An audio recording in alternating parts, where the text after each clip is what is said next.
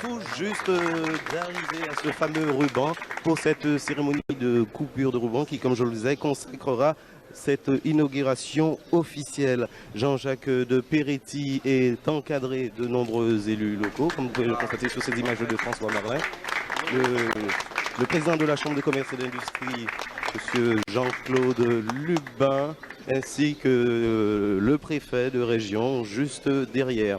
Ben voilà, dans quelques instants, cette nouvelle aérogare sera maintenant officiellement inaugurée.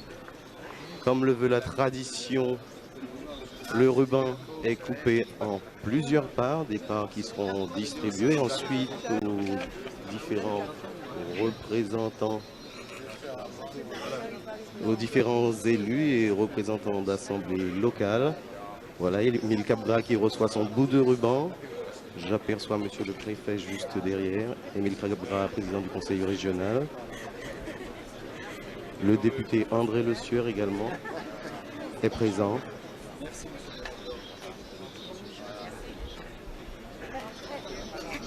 Jean-Jacques de Peretti, dans quelques instants, se rendra à la tribune où il prononcera une allocution.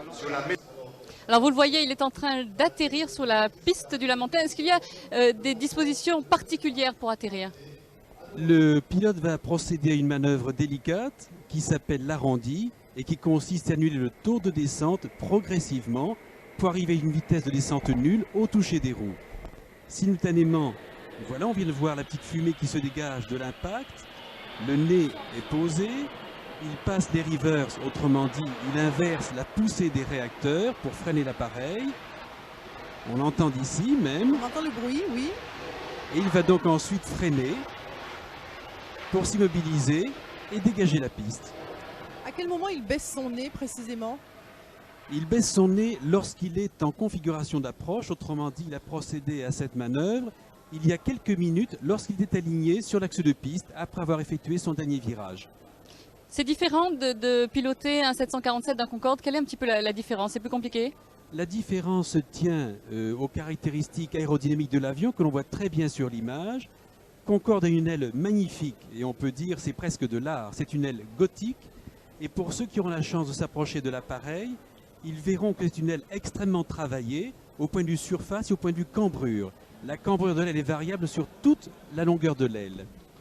On parle de 4 réacteurs Rolls-Royce. Est-ce que ce sont des réacteurs plus puissants, j'imagine, qu'un 747? Guère plus puissant, car à l'époque de la conception du Concorde, les réacteurs avaient des poussées de l'ordre de 10 tonnes.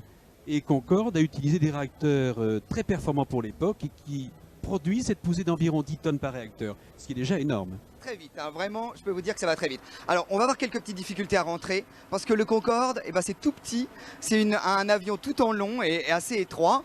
En revanche, on va faire un peu, on va vous accueillir un petit peu, eh ben, comme on a été accueillis à 9h30 ce matin à Roissy-Charles de Gaulle, par l'un des stewards du vol, Olivier Dole, martiniquais d'origine. Alors, voilà, vous allez accueillir dans votre Concorde.